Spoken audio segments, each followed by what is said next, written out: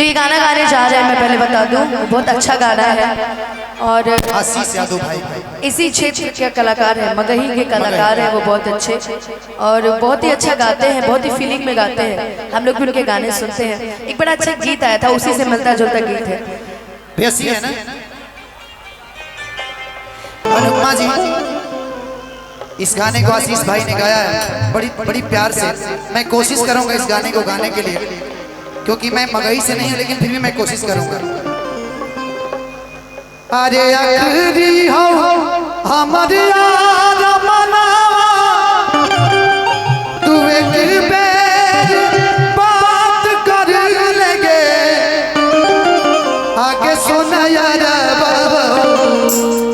भारती पटनवा में, हरे आगे मुलाकात कर लेंगे, आगे सुना यार भारती पटनवा में, आगे मुलाकात कर लेंगे।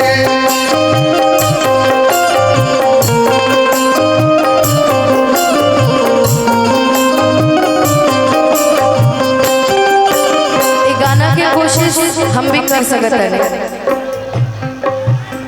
लाइट अरे लाइट सादा कर दो यार, काहे लाल पीला हरा नीला जलाए हो। व्हाइट कीजिए। अरे आखरी हो हमारे यार मनावा, तू एक बे बात कर ले।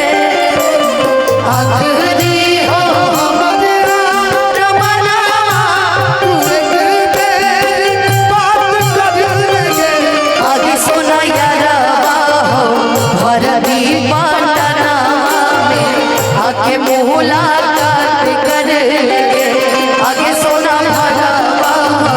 भरती पटना में, आगे मुलाकात कर लेंगे। जिनके जुल्मों से तुम हंस के सहते रहे, जिनके जुल्मों से तुम नाम उसने मेरा बेवफा रख दिया, नाम उसने मेरा बेवफा, मेरे महबूब की सादगी देखिए, मेरे महबूब की सादगी देखिए, नाम रखना था क्या और क्या, नाम उसने मेरा बेवफा रख दिया।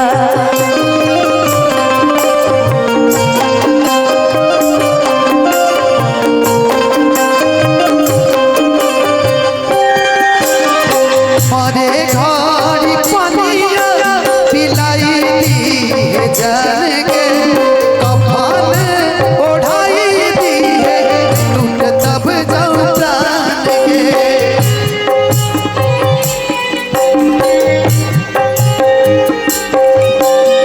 मरे घाड़ी पनिया पिलाई दी है जान के, कफनो ओढ़ाई दी है टूटते जब मरन के।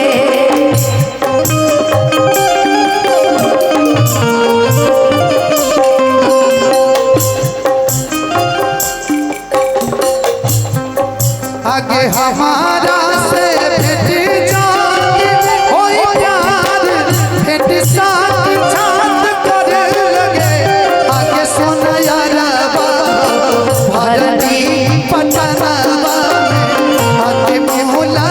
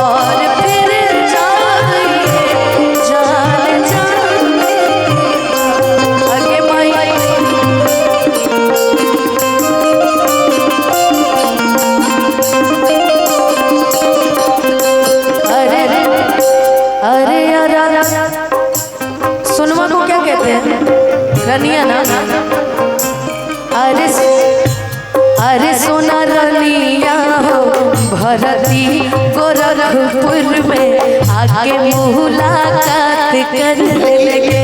अजमा जी डॉक्टर जवाब देले बुलावा मौत के, देख के चेहरा जानो चल जाइए लौट के।